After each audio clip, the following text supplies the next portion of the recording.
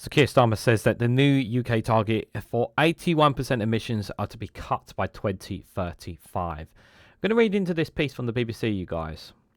Let's go.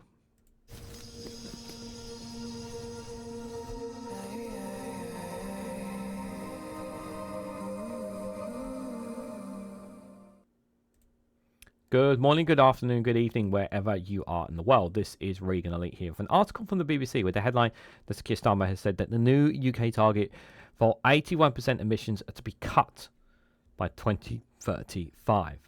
He also says that the Prime Minister Keir Starmer has announced fresh climate change targets at a global summit, saying he wants the UK to lead on cutting emissions. Guys, while you're here, make sure you hit the like button and share this across social media so others are notified of this video. How serious are we? How serious are we about reducing our emissions? Are we actually being serious about this conversation? Or does it feel like that the goalposts for climate targets and emissions are being moved? There is a general consensus that I feel that the target has been moved, and perhaps the target may have been moved by recent events in the US potentially, or perhaps maybe in political influence by oil and gas lobbyists potentially as well. There is a sense that not enough has been done, and I do feel a part of me is that a lot of kicking down the road seems to be happening as well. Make no mistake about it, UK has not done nowhere near enough. It has made some strides, but nowhere near the amount that it needs to be doing when it comes to reducing our emissions. We should be pushing and investing more in electric cars and incentivizing people to switch from fuel to electric. Without the incentives and the infrastructure needed for electric cars, it makes it more difficult to do so. Now, there are people who have switched to them, and some of them have found it to be very successful. Others, not so. So that is just one of them. Are we making sure that we all as a society doing more to do our parts, whether it's the smallest bits when it comes to recycling? Are we incentivizing people to recycle enough? Not just obviously making it law. There's all these things that comes to my mind. And are we encouraging more people to stop using their cars and actually use public transport? Well, it's all well and good saying that you want to get more people out of their cars and onto public transport, but when you're increasing the bus fare cap from £2 to £3 from next year, it's kind of hard to make that justification. And especially when you have rail fares that are planning to be going up again next year, considering how expensive they already are. Again, it's hard to say to people, look, you should be using public transport, you shouldn't be using your car. It's hard for people to say that, because at the same time it's kind of a bit of a whammy, if you know what I mean. So, and I'm sure there's many other examples that you guys can put in the comments when it comes to emissions, that is for sure. Also, question, why do you think Azerbaijan are hosting this COP summit? Answers on a postcard, please. A country that relies on oil? So the UK will now aim for an 81% cut in its emissions by 2035, he told the UN Conference of Parties COP29 in Azerbaijan. Target updates a 78% pledge by 2035 under the previous Conservative government, although that also includes international aviation and shipping emissions. That goes beyond another pledge of a 68% reduction by 2030. Sir Keir insisted the government would not tell people how to live their lives, but the target was vital to the UK's future prosperity and energy security. The Prime Minister said the new target was based on recommendations from the UK's Independent Climate Change Committee, CCC, aimed at limiting global warming to 1.5 degrees compared to levels in 1990. He was one of only 7 G20 leaders attending the summit, with 13 absentees, including the Prime Ministers of US, China, France and Germany. Well, America makes sense because Trump doesn't believe in global warming and climate and whatnot. China, I've been doing most of China. They could have attended the summit. I don't see why China didn't attend the summit, because considering the work that they've been doing quite a lot. It's France and Germany, obviously. I guess they, had other work. I don't know. But it does, obviously, the Prime Minister actually going out of his way to attend it does show his intent on, he didn't have to come to this summit, but he wanted to make the statement.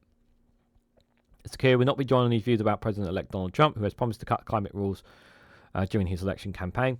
There's no point in him talking about it. What's he going to say? Oh, no, he shouldn't be doing it. He says, make no mistake, the race is on for clean energy jobs of the future, the economy of tomorrow, and I don't want to be in the middle of the pack, and I want to get ahead of the game. The target will include in papers to go before Parliament before February, and although Sir Keir did not announce any new policies, he did commit to continuing to provide £11.6 billion of climate finances until March 2026, a pledge made under the previous government, announcing a £1 billion investment in wind turbine project in Hull, on which he said would create 1,300 local jobs. Sir Keir said the world was standing at a critical juncture in the climate crisis.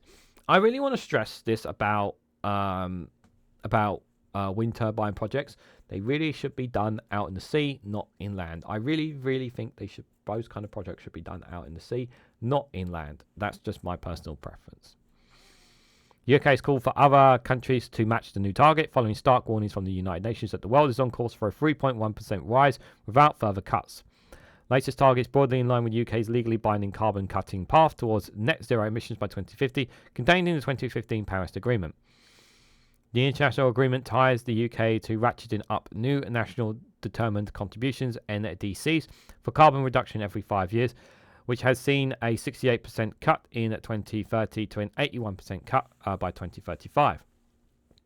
The Climate Change Act 2008 also sets legally binding domestic agreements on carbon budgets in the 5-year chunks until 2050, which, unlike the DNC targets, also includes international aviation and shipping emissions. The latest of these is the 6th carbon budget, which runs between 2023 and 2037, which has already been set at 78%. Since taking power in July, Labour has ended an effective ban on new onshore wind projects and pledged not to issue any new oil and gas exploration licenses in the North Sea, as well as closing the UK's last coal power plant in September. The switch towards greener energy has already halved the UK's annual greenhouse gas emissions since 1990, but the CCC has previously said further reductions will be difficult without lifestyle changes. The government advisors said taxes on meat and dairy might be needed if people do not voluntarily reduce their consumption of the product, and there should be moves to phase out the use of petrol cars. I am somebody who relies on meat, though that will be a difficult transition for me personally. But the thing is as well is that if you want people to switch to like vegan or switch their food diets, you need to make it cheaper for them to switch as well. If you do it in terms of a cost effective, you will get more people to switch over. Speaking at the summit, Sir Keir said the new UK target would be difficult but achievable, and he wanted government to tread lightly on people's lives. It's not about telling people how to live their lives. I'm not interested in that. He had it. Yeah, so he really wants to stress that he doesn't want to change people's lives. He doesn't want to upset people. But over time, he will need to make slight changes to people's lives. I'm interested in making sure their energy bills are stable. That's why we've got energy independence. We've got, and that we also work along the way, picking up the next generation of jobs. Yeah. You need to stop relying on oil and gas and start relying on green energy. But how much of that he does is up for debate. However, Shadow Energy Secretary Claire Coutinho claimed the new target would lead to hardship for the British people. During energy questions in the Commons, Coutinho said, already stringent carbon emission targets are even higher, which will require a shift away from meat and dairy and less travel.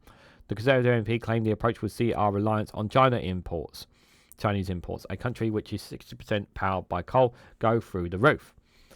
In response, the Energy Minister, Kerry McCarthy, said it's really important that we are stepping up and showing global ambition. Reaching net zero in this country and getting to clean power by 2030 is a massive opportunity. It is not a cost.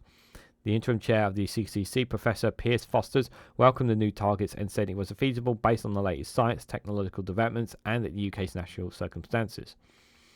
Our analysis shows that this is a feasible target and will support jobs and investment, he said, adding that the UK was currently running behind schedule on delivering its 2030 targets of 68% cuts.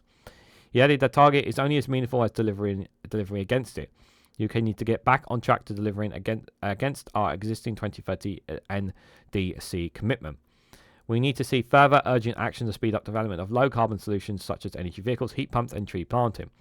All countries who have signed up to the Paris Agreement should submit their latest carbon reduction targets by the deadline of February next year, and a copy of that memo, known as the Information to Facilitate Clarity, Transparency and Understanding, the ICTU, will be presented to MPs before then. Not holding my breath on Keir Starmer on what he does when it comes to emissions, guys. But I'm a little bit more confident than I have been with the Conservatives, I will say that. But as long as I would say, like, I know we should be doing more, and I agree we should be doing more. But there is this concern about upsetting the British public, which is rightfully so. He is concerned about. He wants to try and bring energy bills down.